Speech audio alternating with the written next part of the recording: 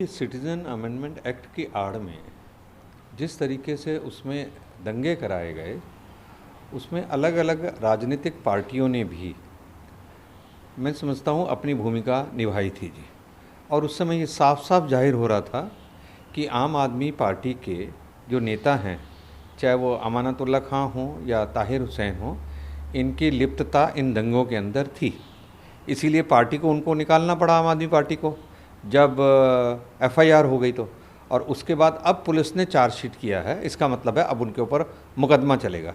तो जाहिर तौर पर उस समय लोगों ने अरविंद केजरीवाल जो दिल्ली के मुख्यमंत्री और मनीष सिसोदिया ने जिस तरीके के ट्वीट किए थे, वो भी भड़काने वाले ट्वीट थे जब। तो इन दंगों के अंदर जाहिर तौर पे ताहिर हुसैन का नाम आया। और मैं समझता हूँ कि अभी अमित शाह जी ने, जो हमारे गृह मंत्री हैं, उन्होंने साफ तौर से कहा है जो भी अपराधी होगा उसको छोड़ा नहीं जाएगा किसी भी हालत के अंदर। दिल्ली के दंगों में दिल्ली की जनता का बहुत नुकसान हुआ है। देखिए, पहली बात तो मनोज तिवारी जी को हटाया नहीं गया, उनकी जो टर्म है वो पूरी हुई है। तो उनकी जगह किसी ने नए व्यक्ति ने अध्यक्ष पद संभालना था। तो मैं समझता हूँ आदेश गुप्ता जो दिल्ली के महापौर भी रह चुके हैं, जिन्होंने अच्छा काम किया, पार्टी ने उनका चुनाव किया है दिल्ली प्रदेश भाजपा के अध्यक्ष के लिए, वो सफल हों, ऐसी मेरी शुभकामनाएं। हम सब उनके साथ खड़े होकर दिल्ली के एक सशक्त संगठन को बनाएंगे जो कि आम आदमी पार्टी के कामों का पर्दाफाश कर सकेंगे। देखिए, प्रधानमंत्री हमेशा हमारा उत्साहवर्धन करते हैं, नई योजनाएं लेकर आते हैं। अब इन्होंने जो आत्मनिर्भर की बात की है, उसका मतलब यही है उन्होंने कि अपने देश में ही माल मिले, स्वदेशी भी वही है, अपने देश में ही माल बने। और वो माल ऐसा बनना चाहिए कि जिसको विदेशों के अंदर एक पहचान बने, जिसके एक ब्रांड बने जाकर। और उसके लिए ज़रूरी है ट्रस्टेड पार्टनर की ज़रूरत है। तो मैं समझता हूँ कि प्रधानमंत्री हमेशा से, चाहे वो मेक इन इंडिया हो, मेड इन इंडिया हो, या अब आत्मनिर्भरता की बात हो, या फिर स्वदेशी चीज़ों के इस्तेमाल की बात हो, प्रधानमंत्री हमेशा चाहते हैं कि हमारे देश में उद्योग और ख़ास तौर से लघु उद्योग जो हैं वो खड़े हों, उनकी एक पहचान बने और उसके सहारे लोगों को रोज़गार मिले।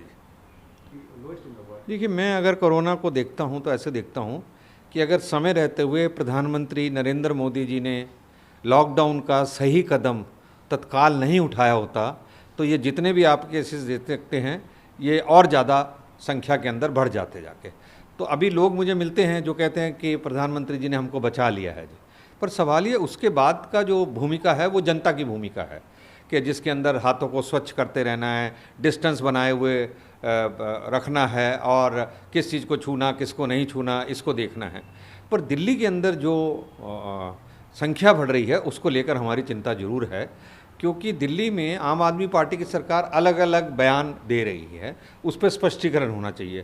पहले ये कहा था कि बेड 30,000 हैं, उसके बाद ये कह दिया बेड 4500 हो गए हैं, उसके बाद कह दिया ये 6600 हो गए हैं, उसके बाद कह दिया कि मरीज़ तो केवल 2100 हैं, उसके बाद कह दिया कि भाई घर पर रहकर ही अपना इलाज करिए, उस पर कह दिया जब बेड खाली पड़े हैं तब भी कि जी हम बॉर्डर सील कर देंगे, बाहर के लोग आके यहाँ पर इलाज नहीं करेंगे। तो भाई ये यूपी बिहार के लोग जो पहले यहाँ रहते थे वो बाहर चले गए, अब वो दोबारा वापस काम करने के लिए आएंगे तो वो काम कैसे करेंगे।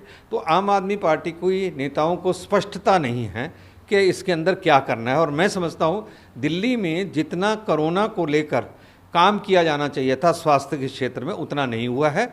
इसलिए सरकार को सबको विश्वास में लेकर उस काम को करना चाहिए। नहीं, app, press conference, advertisement, channel पे ये सब कुछ तो ये हो रहा है, धरातल पे क्या काम हो रहा है वो देखने की बात है जी। वो ऐप से कहते हैं कि लोगों को ये पता चलेगा कि कौन से अस्पताल में बेड खाली है, कौन से में नहीं है, पर वो तो लोगों को कह रहे हैं घर बैठ के इलाज करो, अस्पताल आओ ही मत।